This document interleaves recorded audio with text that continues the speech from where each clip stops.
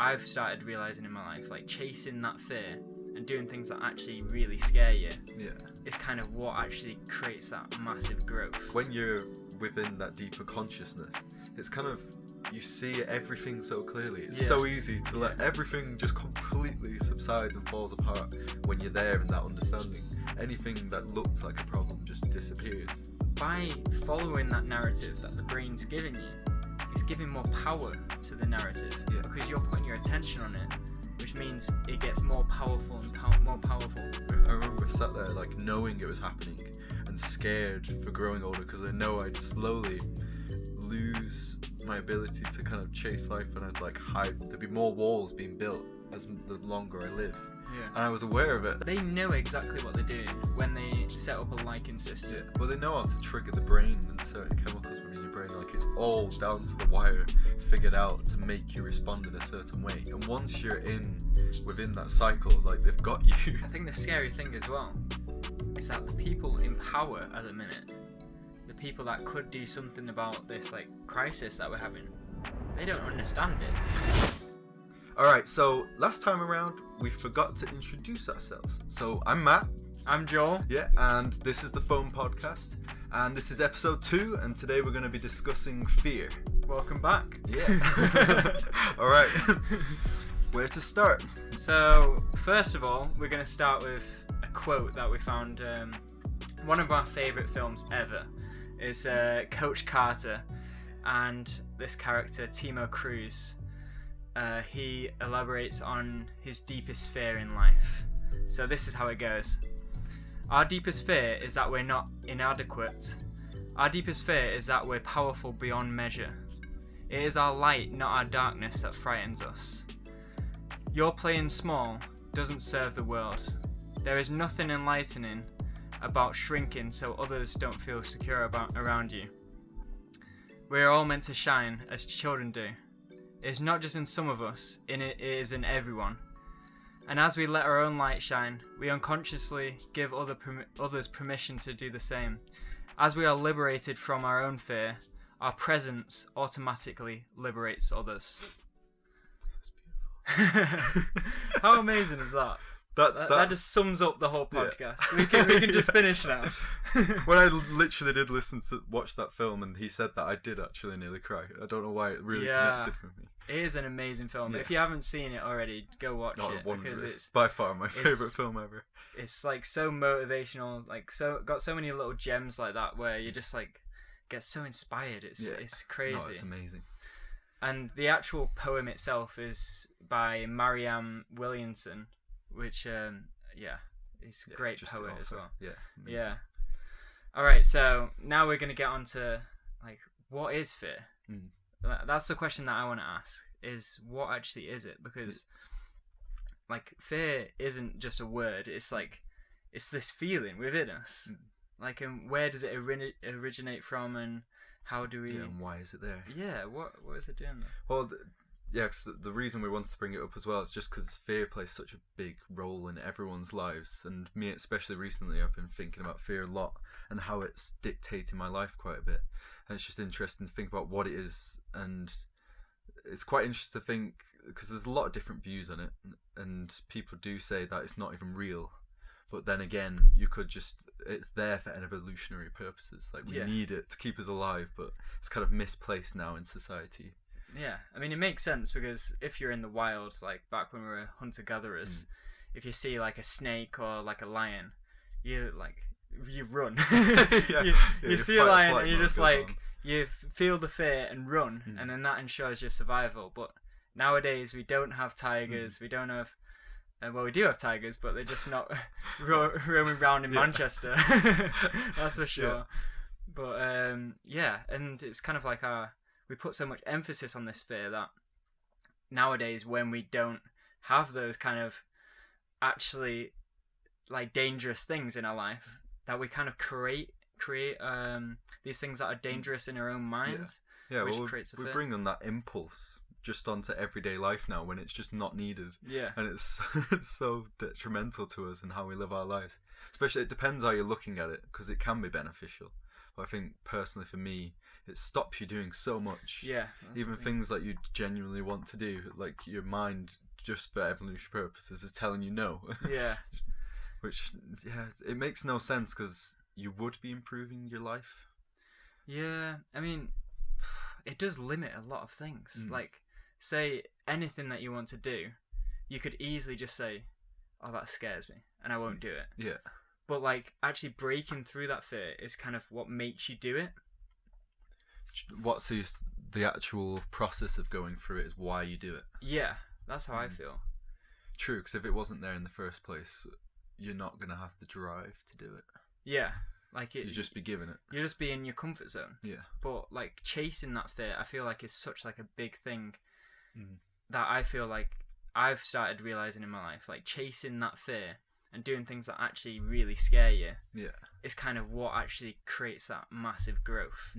Say like the podcast. The podcast is such a scary thing for me. Like even now, I'm like just like. It's just weird quite nervous. It takes you weird. ages to settle in.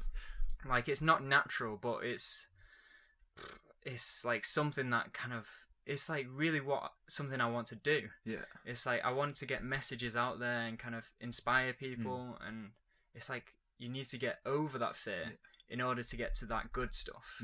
Yeah, it's one of those things where like afterwards now you'll just be like, oh, I'm so glad we did that, but before you'll be spending like 10 minutes just like, I don't really want to press the button. Yeah, but we pressed the button and here we are. We're fucking it up. No, we're not. We're doing alright. We're doing pretty good. Yeah, I think so. Yeah.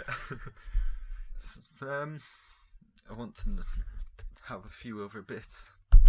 We can cut bits as well, can't we? Yeah, but yeah. So what big questions do we have on fear? Well, it's quite interesting to think how fear could be the thing that's separating people nowadays in society, like in terms of like success anyway, and that kind of hierarchy. Yeah. The people who've actually managed to somehow kind of reprogram their brains to push past that fear and almost enjoy it at times somehow. Yeah. They're the ones who are actually then striving and growing and doing the most in society because they're not letting the fear dictate their decisions, which is one of the main things I'd love that power to have, which again is probably just tied to mindfulness. So it's something I'd want to cultivate. Yeah, and yeah, so it's kind of like it's almost like a fear pandemic, really. Like everybody's scared of something, and like people that do chase the fear and try and overcome it, they're the people that do rise to the top. Yeah, they do. It's kind of like a secret almost, like like people that do chase that fear and actually do.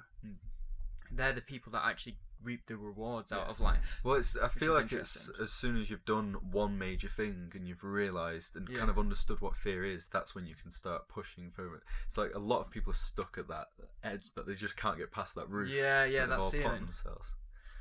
And it's so easy to stay in that comfort zone as well. Like you want to, yeah. Sometimes I can just sit in my room and just do nothing for like long periods of time and not want to be out my comfort zone. I'm just happy just watching YouTube videos, just chilling.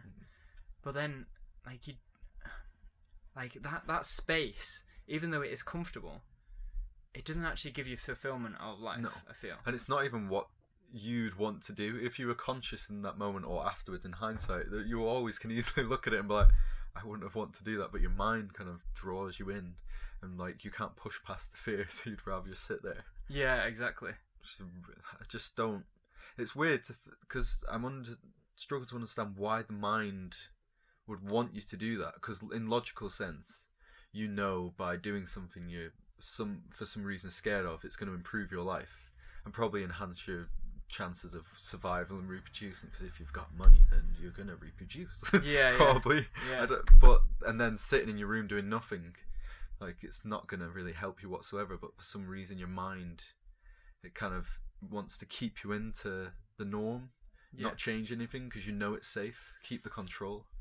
Yeah, I think your mind kind of creates its own narrative, like makes excuses for yourself. So when you do stay in your comfort zone and just stay watching YouTube videos, your mind is kind of like, oh yeah, I deserve this. I've done this. Yeah. Like it means that I can chill out and watch like YouTube videos for 5 days straight. But it's like it's just an excuse. It's just your internal dialogue that's creating that. It's not you. But why is it doing that? It's just because it's going against everything you'd want to do with your life. But it's like you're supposed to be on the same team, but he's just always pulling you back. Yeah. I'm not sure why, to be honest. It's just, it's like the mind has a way of just kind of being compulsive in that kind of respect. Yeah. Well, it just chases pleasure, and I guess in terms of survival, there'll be certain things that the brain's just become accustomed to that tells it that's good, this is bad. Yeah. And then it's just going along with that narrative again. It knows what's good and bad, it thinks. Yeah. And then just drives you towards that. Yeah. But it just doesn't it doesn't really make much sense. Yeah, true. It's so interesting though, fear. I mean, let's get a bit personal. What would you say your biggest fear is? That got way too. Yeah, sorry, I just put you right on the spot there.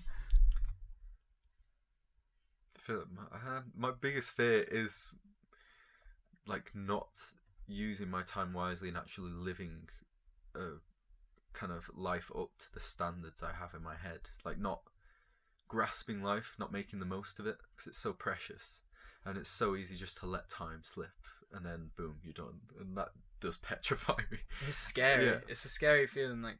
But then again, I'm doing the exact opposite most of the time because of that fear. I'm like hiding away, probably trying to just ignore it, whereas I should be trying to tackle it. But it's just so easy to follow your mind, and it knows yourself well, so it'll hide it from you. It's pretty good at playing games. That's one of the main things I've been thinking about recently of how to. So we've always spoken about all this like improvement and blah blah, making the most of your life.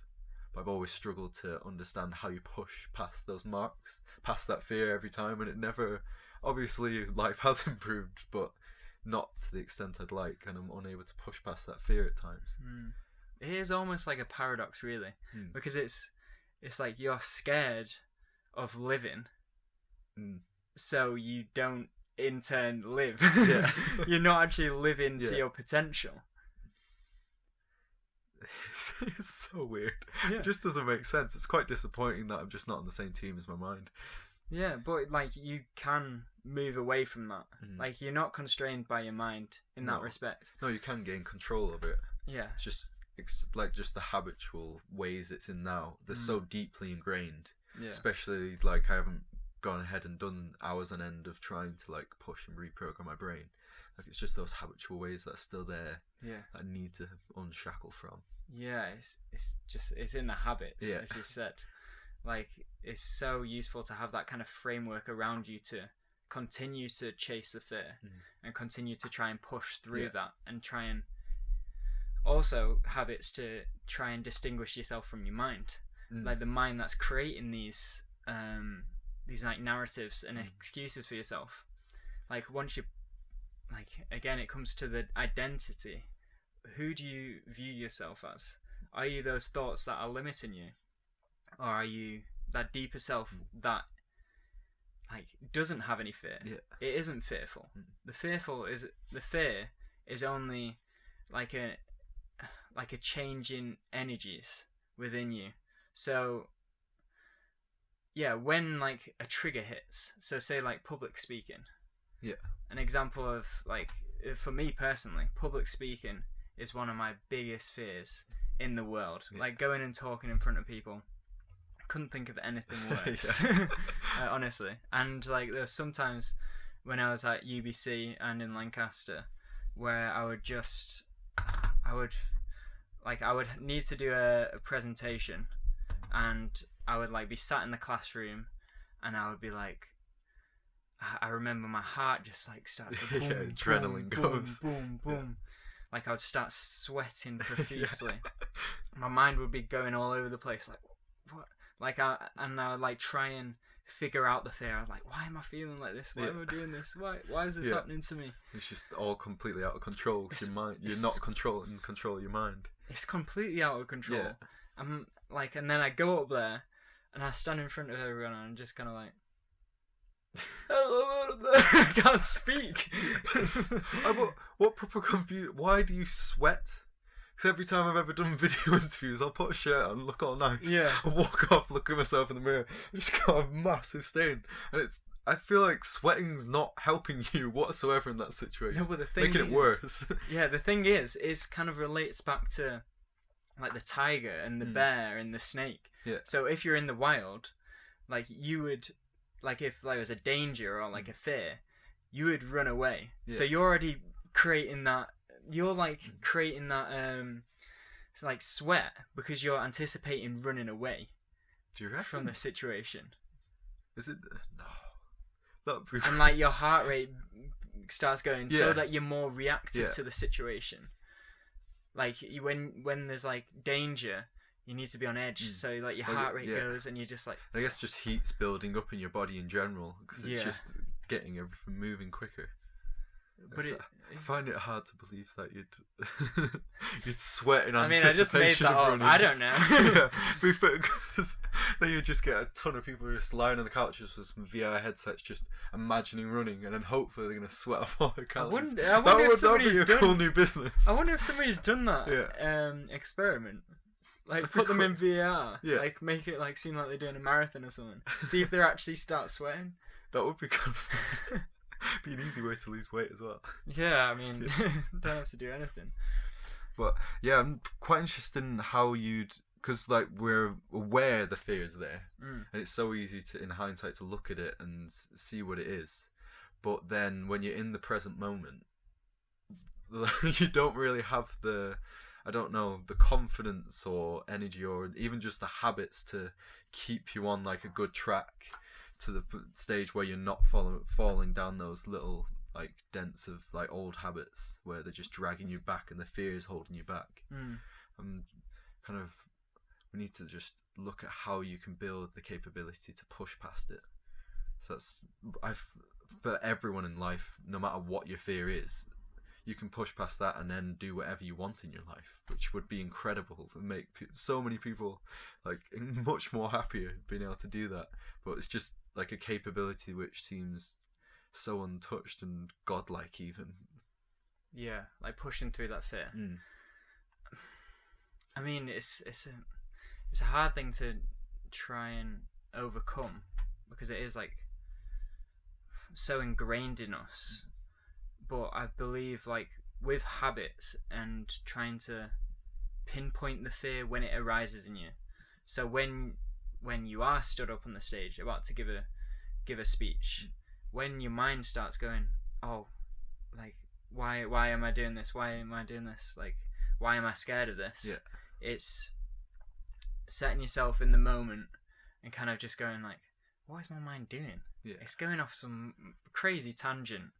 Like talking about like my childhood, like why am I feeling like this? Like maybe it's because of like something that happened in high school, or like maybe something happened in my childhood that's made me like this. And by following that narrative that the brain's giving you, it's giving more power to the narrative because you're putting your attention on it, which means it gets more powerful and more powerful. So there's sometimes like when I was in that class and I was getting ready to go up, my mind was going right in depth into all my deepest fears, and then I would just get lost. I'll get completely lost in the fear because in that situation there's no good in me trying to figure out why I was being scared. Yeah, well, you're not going to solve it. Yeah, you're not going to solve it in that situation. You'll figure out why it's become more of a problem probably. Yeah. And see where your mind's led you. Like I've seen that, just the case of it building. Like I've noticed recently, maybe more linked to anxiety rather than fear, but the case of like with exams specifically, I remember being fine with it. Like I'd be fine with exams, smashed them, and then I remember one exam in my A-levels completely threw me off, and ever since I was on edge like, exams can go bad. Yeah. Shit. And then recently, like for university, it's like for some reason I just build, like, the anxiety builds up because you're going around that cycle in the narrative, to the point you believe, and you start believing it, and you think you're an anxious person, you think like exams won't be good, this, and you just completely create the emotion yourself by your thoughts, which is kind of annoying in a way.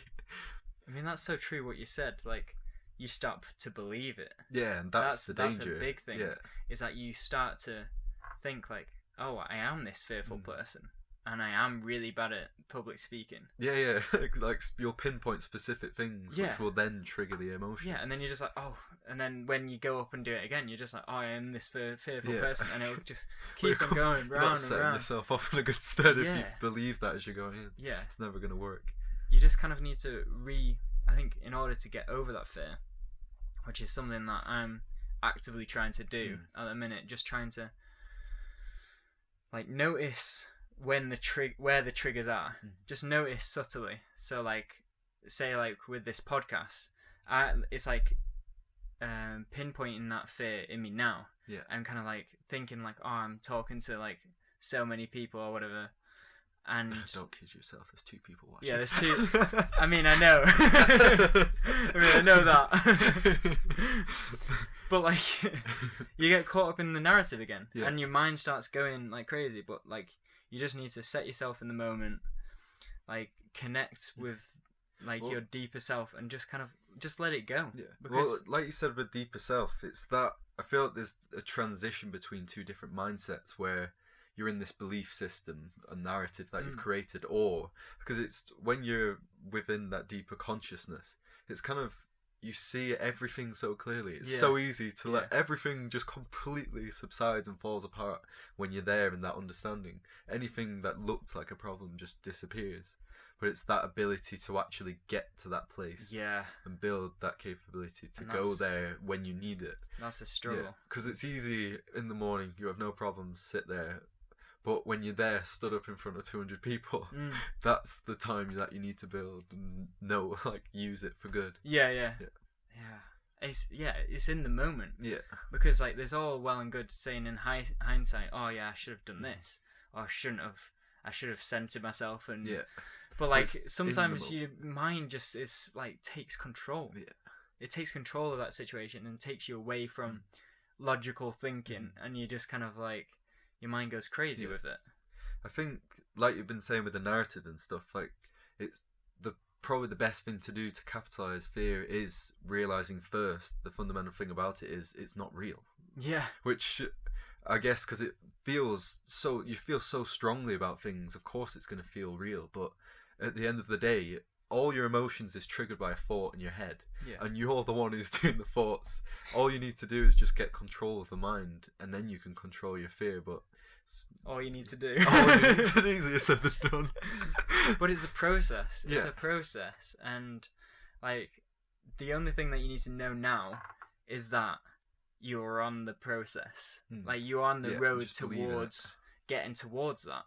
But like, the first step of any of this is just realizing that you can access it, or like, or you realize, oh my days, my mind's going crazy when this happens. That's the first part of awareness. It's just kind of just noticing, and just setting yourself and going like, oh, I am like this sometimes, and like, why am I like this? It's getting that objective view again. And it's just like constant resetting.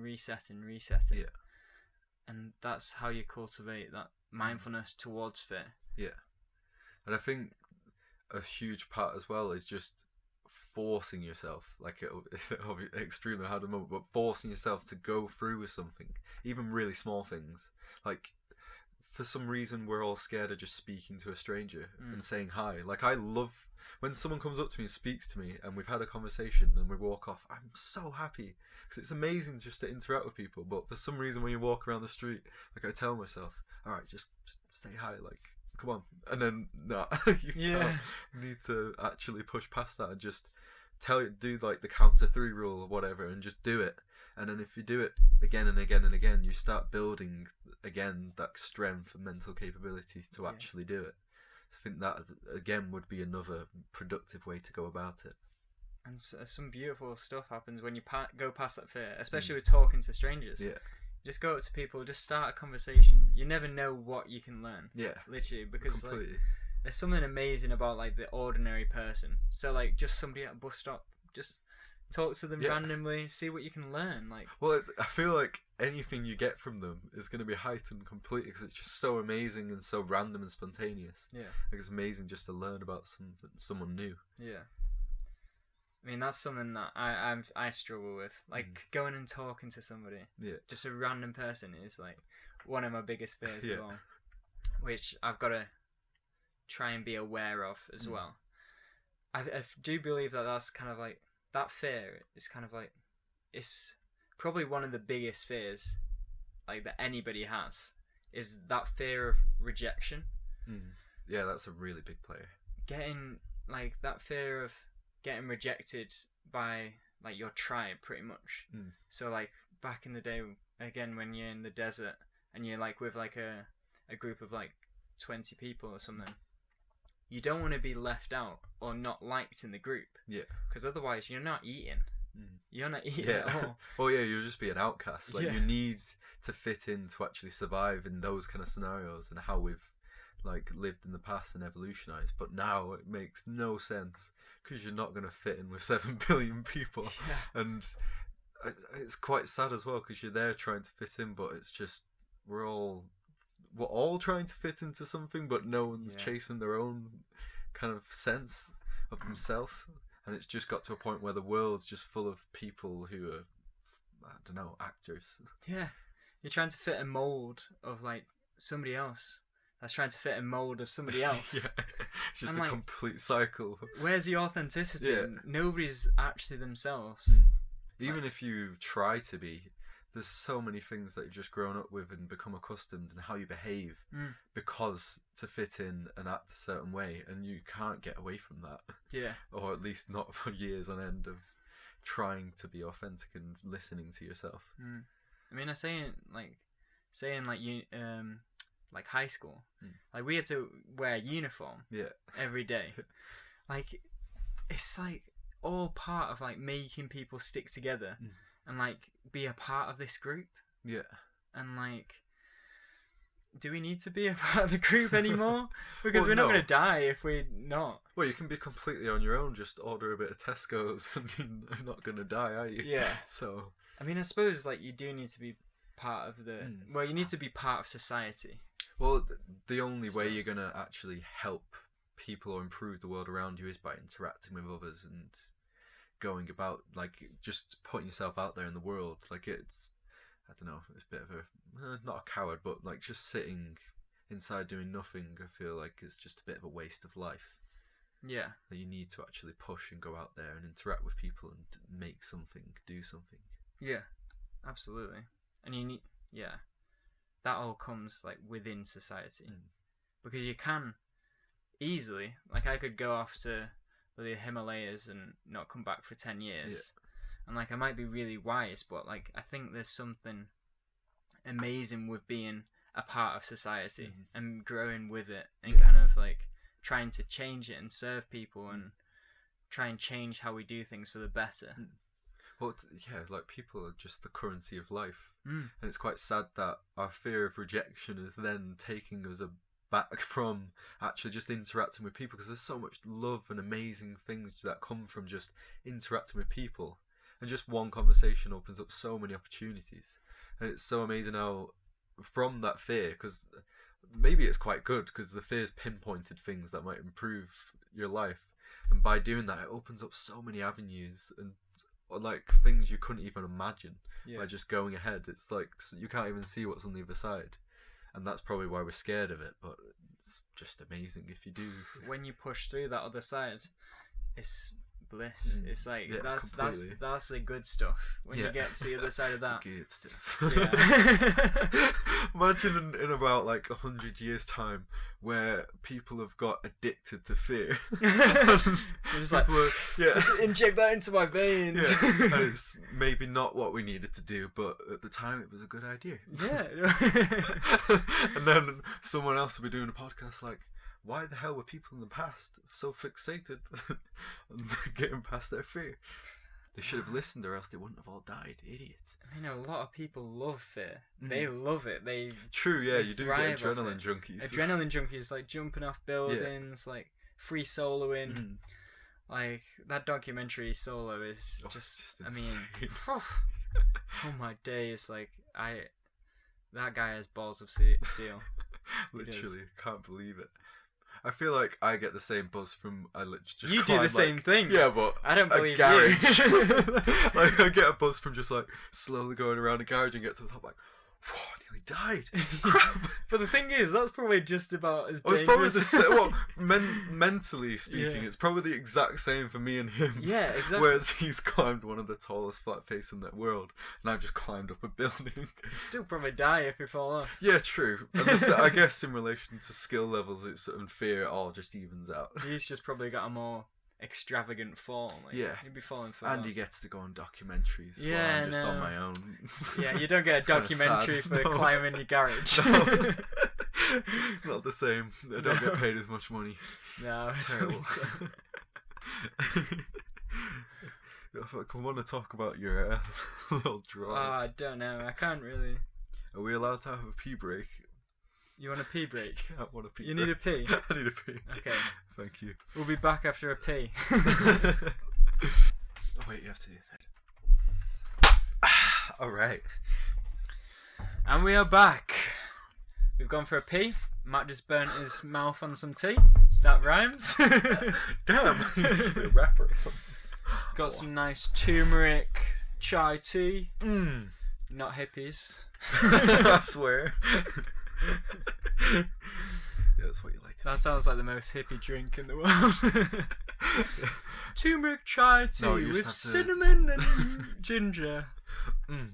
Or just a middle-aged woman drink while you're doing your knitting kind of Friday Yeah, afternoon. I think one of the two really. Yeah. But it's good. That's all that matters. Hell It tastes pretty good. Alright, what would you like to discuss?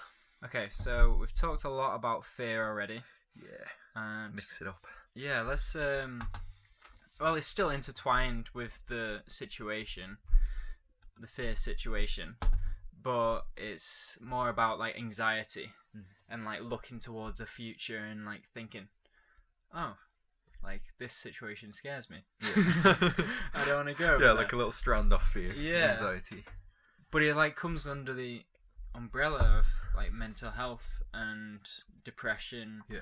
and all that kind of stuff, which is, I mean, this is one of the things that I am so passionate about, like that mental health and the mental health problems that we have, especially in young people, Yeah. is crazy. Like the amount of like, I mean, people not particularly close to me, but like a friend of friend, like you hear people committing suicide, especially in universities.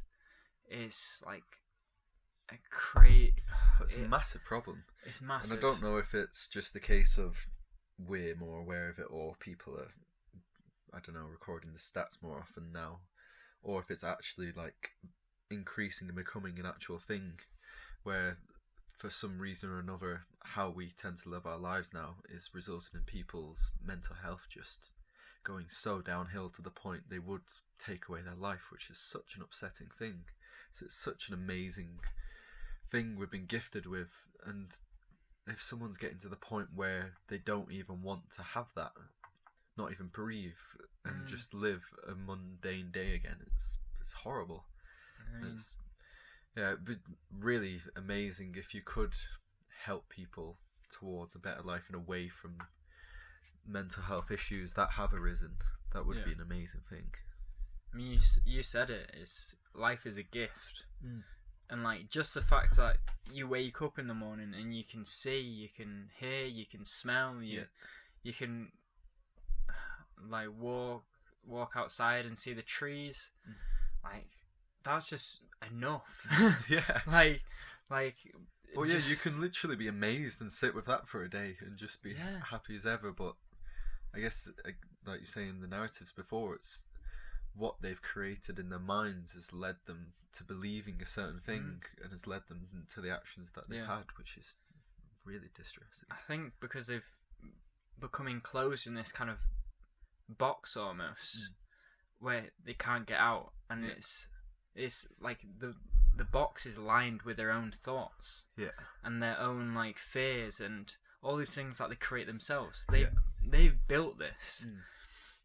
There was one example that was like this story that was written in one of the books that I've been reading at the minute, and he tells about this story of this man that goes to this like meadow, and he thinks, oh, this is a beautiful place. This place is so beautiful, like the sun's shining, like there's a little stream there. It's one of the most beautiful places that he's ever been to. And he thinks, oh yeah, I'm gonna build my house here. He's like, I'm gonna build a house. And then he builds this house, and it creates it like exactly how he wants. So he has big walls, big like bright colours on the inside, really big like artificial lights, and like all these security systems around his house, so he feels safe. And he really enjoys his house. Like he feels comfortable there. He can live there and be happy. And then over time, like the lights start to go out. Like the house inside starts to deteriorate. But at the same time, he still feels very, very comfortable being in that house and living in those, living where he is, because he feels so super safe. He's got all the range security system, but he started not going outside anymore. He's not going outside. He's inside, and he feels very happy with just his artificial lights, giving him artificial light, and he's okay with that. And then his lights start turning off, and he becomes more and more like scared of going outside, and he becomes almost cemented in this house. And that house is your mind, and the walls are your fears. And outside there's still that meadow with like the sun shining, the stream running through, the exact same place that he arrived at and built his house. That's kind of when you first arrive there. That's kind of like childhood. You arrive into this world, and you look around, and you're just like, whoa. You're amazed by everything. You see a tree for the first time, and you're like, that's a tree. Oh no, you don't think that's a tree. You're just kind of like, what is this big green thing like that's coming out of the ground? It's crazy. There's all roots at the bottom, and it goes higher, and then sprouts up at the top. That is a good description of a tree. That's a tree. But like, they don't see it as a tree. Like we look at a tree and we go, oh, that's a tree. But like, and like a baby, and they see a tree and they're like, what the hell? How does this work? But like, over time, we've built up these walls through our lives. So we create all these security systems, like the man did with his house. Like these security systems to stop things from the outside getting in. So like that might be so. Like in your actual life, if somebody like offends you, or like says something that you don't agree with, you get really, really aggressive and resistant of what they're saying. But like it's nothing. It's like just your security system going off. It's like, I don't want that in here. Just protecting You're protecting yourself. But at the same time, you might think that you're okay in there, but you're not living. Well, you're slowly and slowly deteriorating. You don't know that outside of those walls is this big meadow. It's beautiful. Like there's boundless space in this environment, and it's beautiful. And that fear and anxiety is keeping you inside those walls. Just because you want to feel secure. That's a really good analogy. I love that. I love that really analogy. good. It's a really good way of putting it. Was it from The Untethered Soul? Yeah, The Untethered Soul. I mentioned it in the last podcast as well. It's a great book. I literally just finished it last night, so it's amazing. I'm gonna have to read it. Honestly, like I'll give it to you after the podcast. It's amazing. Yeah. But yeah, you're looking at my drawing. I drew the house on my book. So that's what he's laughing at right now. There's a nice little stick person. Is this a fucking meadow? Yeah, that's a meadow. It looks great. Damn, you definitely went to art school. Yeah, his face. I mean, he seems happy, but he's fake smile. He's a fake smile. Fake dude. You should also add to the story, like, if he's not going outside, he's not getting vitamin D, and he's gonna get some. He's not gonna have a healthy. He's gonna get all sorts of problems. Yeah, he's gonna die real early. He's definitely not gonna be very tanned. Yeah, what a doofus. He needs to get on the sunbeds. Yeah, maybe he's got a nice sauna inside and a sunbed though. I mean, yeah. To be fair, if he's got like a nice, he's definitely nice built that. It's perfect. He has to have one. But it's weird to think why the mind does that. Like, you've been born into this amazing world, and when you're a child, you're so playful and you're open to everything, and you just want to touch and lick everything inside for some weird reason. You just put everything in your mouth. Like, it's a shame we don't have that look out on life now. Obviously, you're not going to go around licking all your workmates and stuff, but like, just that same desire to live, it kind of disappears as you get older and older and older. And I think that's I remember when we were younger, I remember sat there like knowing it was happening and scared for growing older, because I know I'd slowly lose my ability to kind of chase life, and I'd like hide. There'd be more walls being built as the longer I live. Yeah. And I was aware of it. Were you aware of it? Yeah, That's pretty interesting. It was, and at the same time did nothing about it and proceeded to help them build up the walls for some reason. What is it that made you aware of it, do you think? That looking out on people who were older and they kind of let their dreams slide and didn't chase certain aspects of their life because of fear or time or any bloody excuse that people come up with.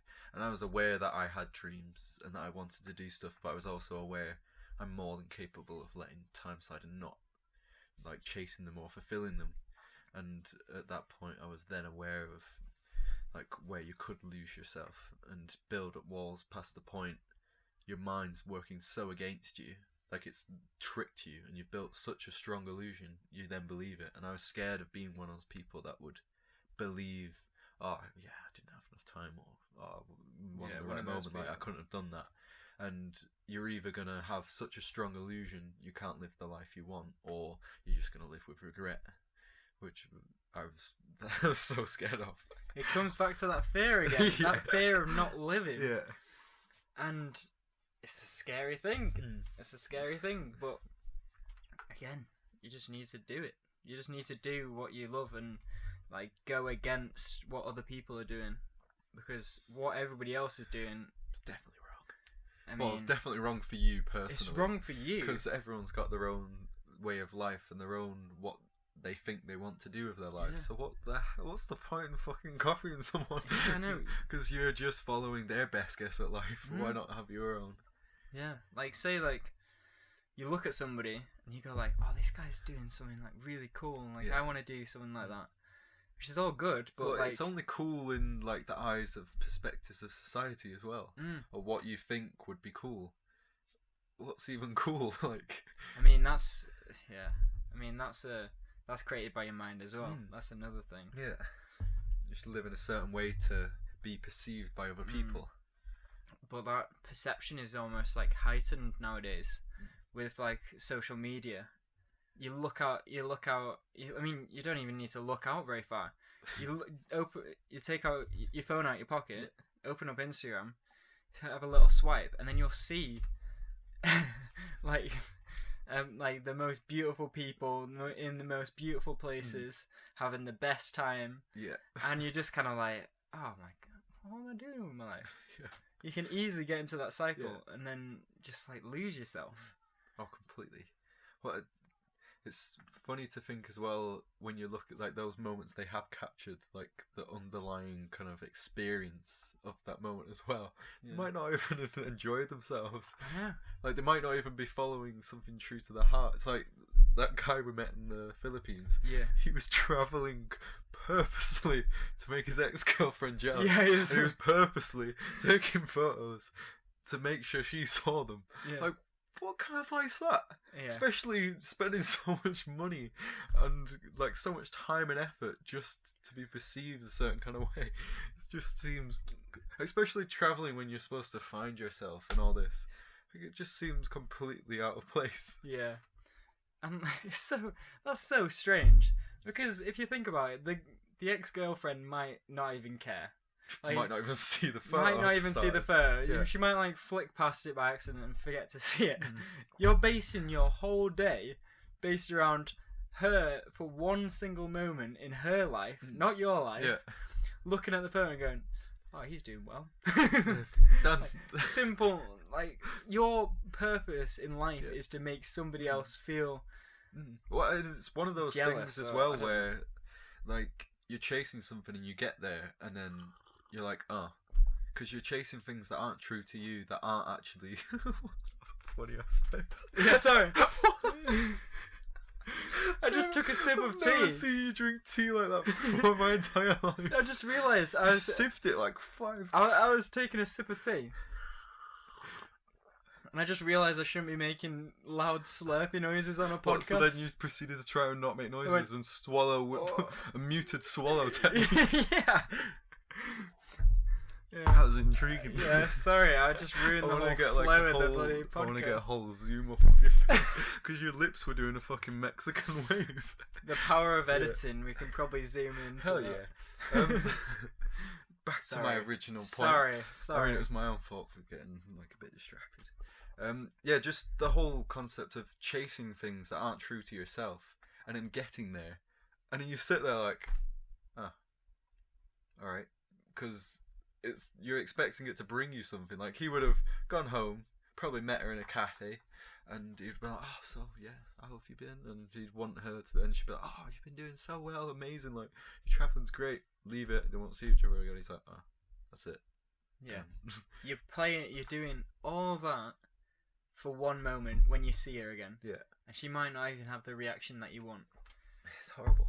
Yeah. Why can't you be living true to yourself and make sure every moment is for you, to the point you can actually cherish every moment of life on your own terms, rather than chasing certain little goals for different people so you can be perceived a certain way.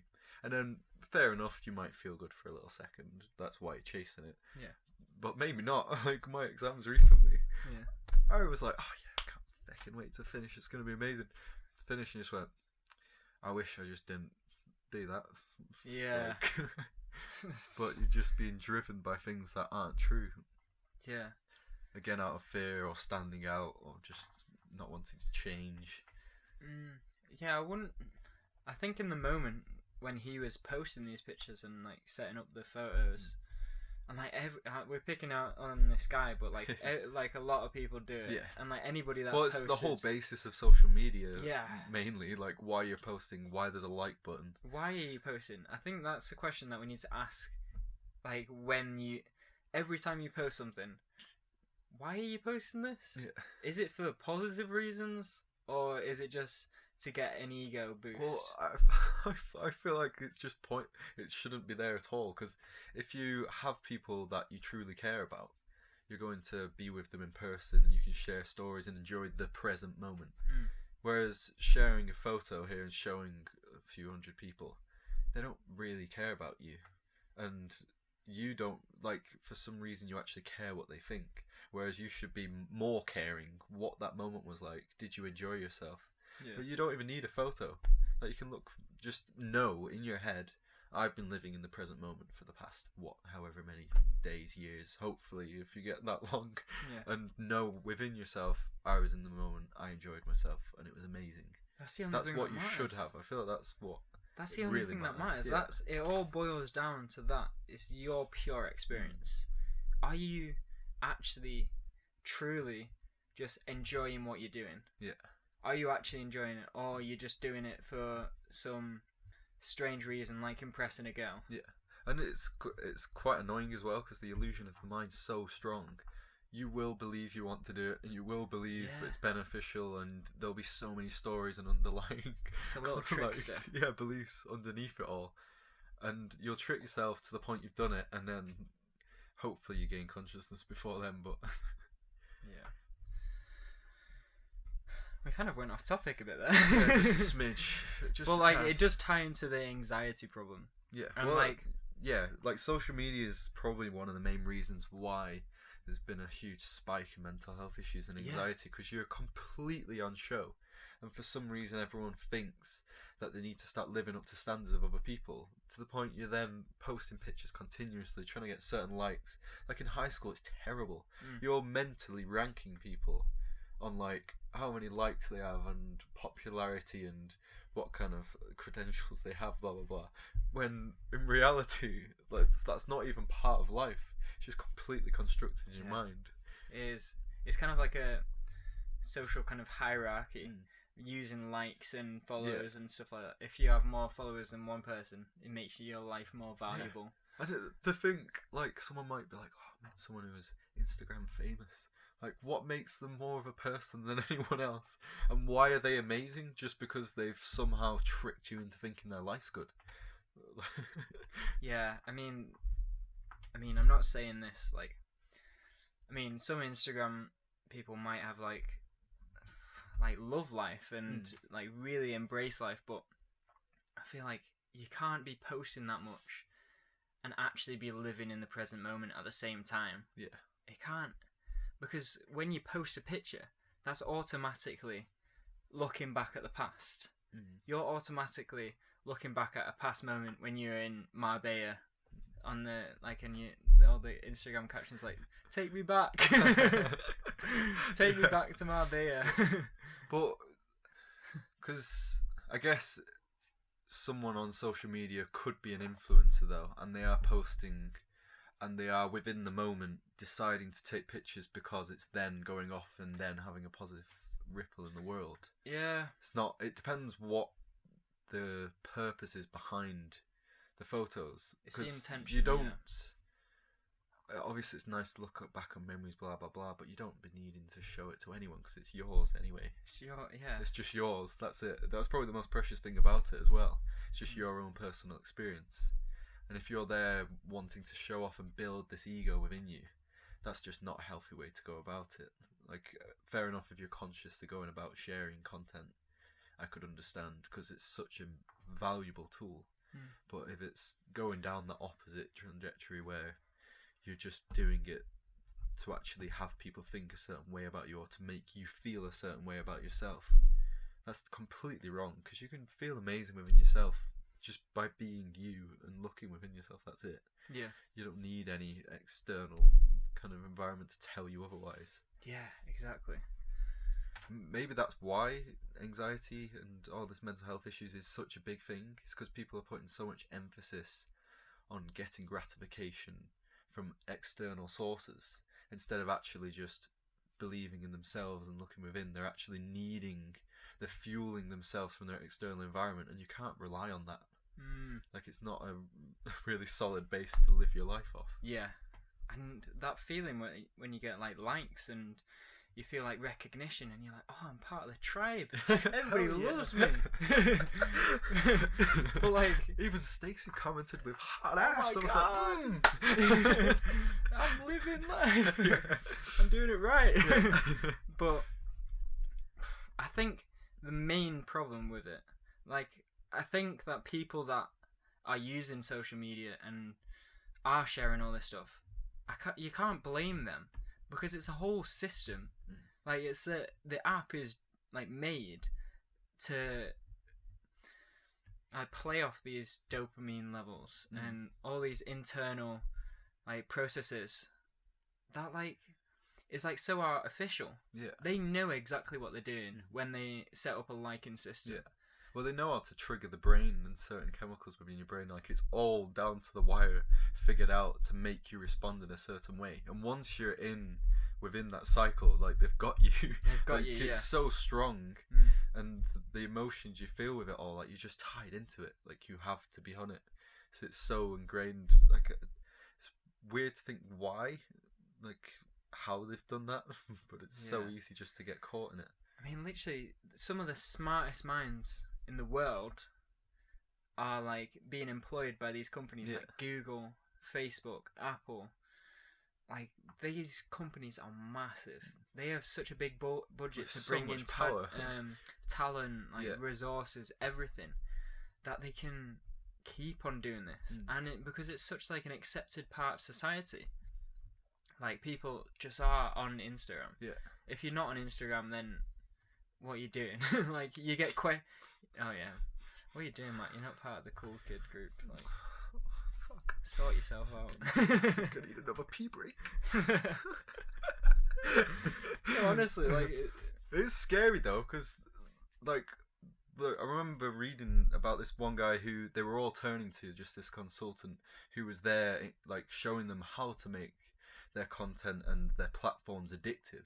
Like, he helped them build their platforms to the point he then withdrew himself and realised what detrimental effect he's having, like, on all these people using, and he's helped them to the point they don't need him anymore. Now, it's horrible that people are actually putting others' well-being and just aside and putting money in its place. Yeah. It's quite upsetting, really. I think the scary thing as well is that the people in power at the minute, the people that could do something about this like crisis that we're having, they don't understand it.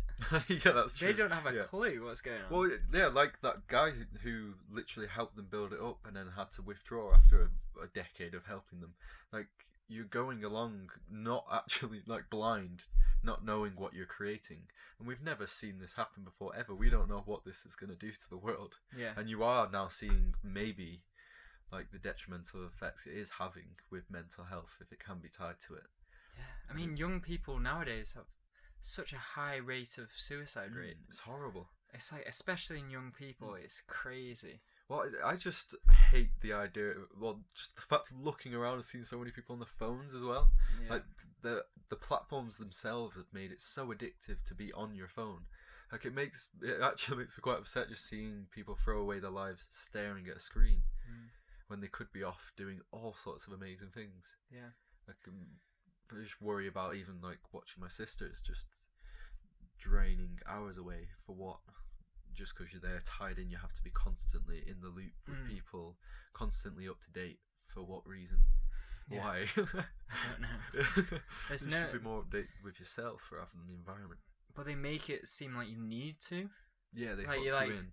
That's the they make it seem like you need to be connected to know what's going on in the world.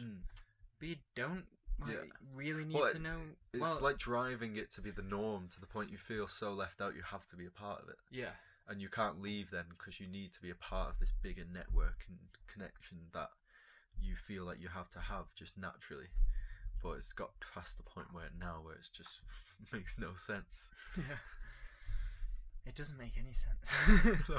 None of it makes sense. Well, I got made to feel just really horrible by not knowing one of these fucking TikToks that Really? we're sat at pre-drinks and like everyone's having a chat about this TikTok and like, how do you not know that? I was like, I don't have TikTok.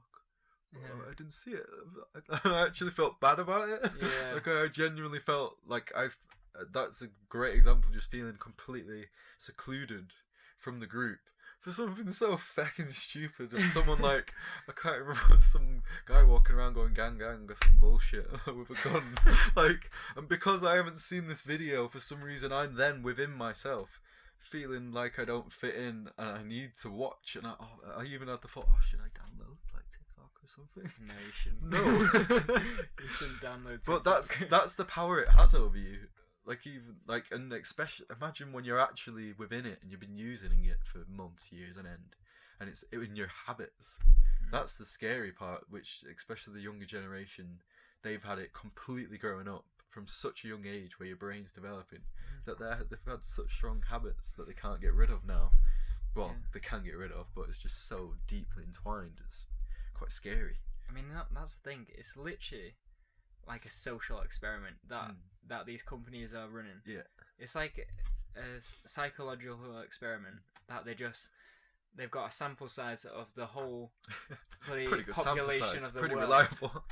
Like, and they're getting all the data Yeah. from this mass experiment, this mass normalized experiment, and they're selling it. They're selling it for millions and billions and billions. These companies are worth so much because they're such an asset for, like, grabbing people's attention. Yeah. And putting it on, like, a product or whatever, anything. Yeah. Like, if you can put their attention onto something, then it makes it more powerful, and they make it more prominent in the world.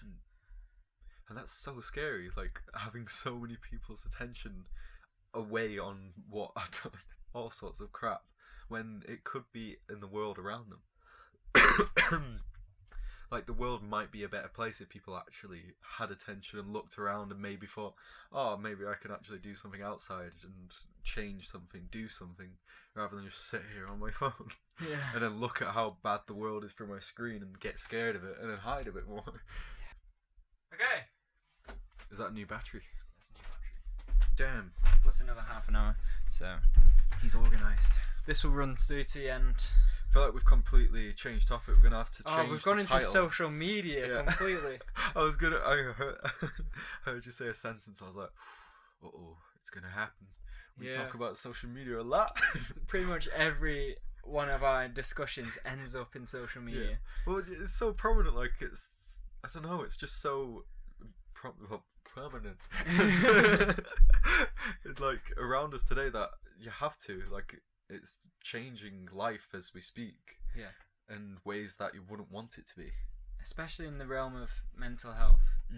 Like, it's scary, the effects that we don't even know what the effects are. Well, yeah, it's just a guess game of, like, you can see correlations between the two, but I guess you can't tie it to it instantly. But you can start questioning it now, what effect it is having on the world. Because from looking out on the onset now, I can't see it having a positive effect the way it's gone. Like, it should be able to have a positive effect 'cause it's such an amazing tool. Yeah. But I feel like it's gone so far along a different trajectory now that it's just so detrimental to us. Yeah, especially with more emerging apps like TikTok, where it's so clearly based off just grabbing people's attention. Yeah. It's like literally all the app is. It's like a load of dross. Like, all the content on there is just literally like loud, just like, some of them are quite funny. But well, yeah, that's the whole point. Like, you're waiting, flicking through 50 of them just to get that little. It's funny. Yeah, some of them are funny. You're like, oh, that's really funny. Yeah. But then, like, the next 50 are just like, oh, okay. And you're just going and going and going. Because do you know how TikTok works? Have you ever been on it? So, like, TikTok, you go on it and you don't actually actively search for. So, say if you go on YouTube, you like know like certain YouTubers that you like to watch. So, like, say like Cody Co, or like KSI or whatever. You'd search up their name and then watch the videos. Yeah. Like, you don't. Well, I think you do have that still, but like as soon as you go on the app, the main part where you watch the videos is like a For You section, where it's just got video. A video just comes up like as soon as you open the app, like a random video. Yeah. That's like in this algorithm has been presented to you based off what you've already watched. Yeah. And then you flick down, and then there's another video, and then flick down. If that's not funny, another video, and then you just go on. Okay, so it's listening to what you're flicking on, and then changing what you like and what you don't. Yeah. So it's basically getting so into like what you dislike and like. It's like inside your head almost. Yeah. With like. And then it will want to draw you in because you'll start seeing more and more videos that you do like. Yeah. And you get addicted to it pretty easily. Well, it's quite scary how much time disappears from just social media. Like, you could just. I remember when I did have Facebook and stuff, you could just in your bed swipe for like half an hour watching videos, have nothing to show for yourself, probably not even be happy about it. But you just. I don't know, you're drawn into it. Like, you have to do it. It's keeping in touch, or not even so. Like, swiping's not really keeping in touch. No. It's just so addictive. Like, it doesn't have a purpose fully behind it. Yeah, it gets so integrated into your nervous system that it needs it more than life.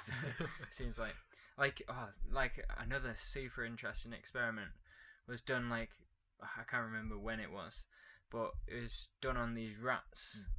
Like, we've talked about it before, but like these rats were in this cage and they were given an option: food or a hit of dopamine.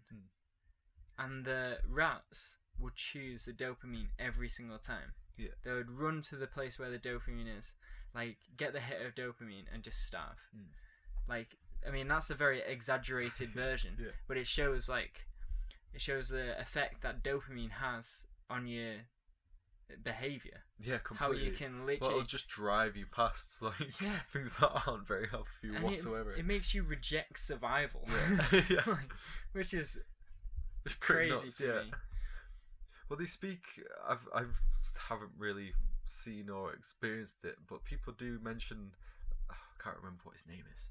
Someone on YouTube just talking about how people are so addicted to porn specifically that they'll just sit inside themselves and just stay in their room and don't even want to interact with the outside world just because of the dopamine hit it gives you. And it gives you enough to the point your brain thinks you're surviving. I mean, porn's another thing that we could do a whole nother podcast on easily, because that is literally the definition of instant gratification. Like, you don't have to go outside and find a mate, which involves like being awkward, going up and talking to somebody. You can literally just type in Pornhub and then you're there. Yeah, whatever you reproduce. fancy. Like, your brain's literally just like, oh yeah, I just reproduce then. Like, I'm doing good. I've got a baby on the way now. And that brings out so much like energy in you. That energy release is like so big because you believe you're making like a child. Well, I guess deep down your mind will be thinking that. Yeah. Just intrinsically. Yeah. Just kind of weird to think. But that's why like sex is so good. You get that feeling of like, it gives you so much dopamine from feeling. it. Yeah. But it's just, if you do like go on Pornhub, it's like such an artificial way of getting that feeling. And when you do get that release, like that feeling afterwards, you just kind of like, you get so lazy. After you do that. You just don't want to do anything. Yeah. We've gone so off topic again. Why are we talking about porn? We're meant to be talking about fear. I mean, if you wanted it to just be a general conversation, this is what we normally do. I've got a fear of structured conversations. I feel like you're just lying there just to make yourself feel better. I guess so. A fear of structured conversation, so you're pushing past your fear to actually just chat shite now. Yeah, exactly. Well done. Congratulations. Pushing past that fear. I'm going nice work. It feels great, man. Go on, what else you want to talk about? Adopting pandas? We should keep pushing past that fear. It's going to bring some good stuff. Yeah. Just go completely off the rails. Talk about, what's your favourite digestive? I don't really eat digestives, to be honest. Okay. No, I feel like they make me sad. Really? Yeah. I'm scared of digestives. Oh, we've lost the plot. Ah, it's fine. Oh, God. I mean, we can just take this out. No, I'm leaving this in. Oh. Should we wrap up? Let's. I think we're got to a point where we chat too much. We're chatting so much shit. Let's wrap it up. Oh my God. We can talk about something. All right, so we were supposed to be talking about fear, but we've now gone into social media. We did talk about a lot of anxiety. Fear. Yeah, we did. And yeah, anxiety. we did cover it. But and it's all interlinked anyway, like the world, so it's fine. Yeah, exactly. Like, I feel like this is the best kind of podcast. When it's just free flowing, just all over the place. I mean, there's some kind of structure, but this is the kind of podcast that I enjoy doing.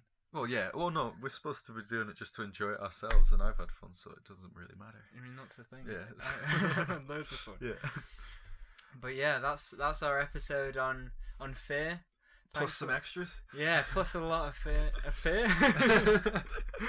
Plus a lot of extra stuff thrown in there. I mean, that's what you're going to get with this podcast. Just here, there, and everywhere. We'll improve. Yeah. We'll stay on topic a lot more, but that's episode 2. Thank you for watching all the way through. Yeah. If you have, that's great. Also, we're putting the podcast up on Spotify now. We're going to be working on that, so you can listen to the podcast when you're driving, when you're doing your gardening, bit of running. Yeah, on the run, sorts. Just listen to Joel and Matt just talk some shit. Exactly what you want to do when you go. Well, that's it. That's it. That's the podcast. That's what it's about. Also, I mean, have we chosen a name for it? Or are we just calling it the Phone Podcast? Phone Podcast. The Phone Phone change Podcast. over time if you want. If you've got any suggestions for what we should call this podcast, that would be great, because we're just indifferent at the minute and talking more rubbish. Okay. Thank you for listening. You're so shocking at I'm so bad at closing the bloody. You're probably good at stalling time. You'd be good at when they're doing a heist or a bank robbery, and you'd be like, "Hey, so how you doing?" And it's distracting the person. All right, thanks for listening. See you next time. That was a loud clap.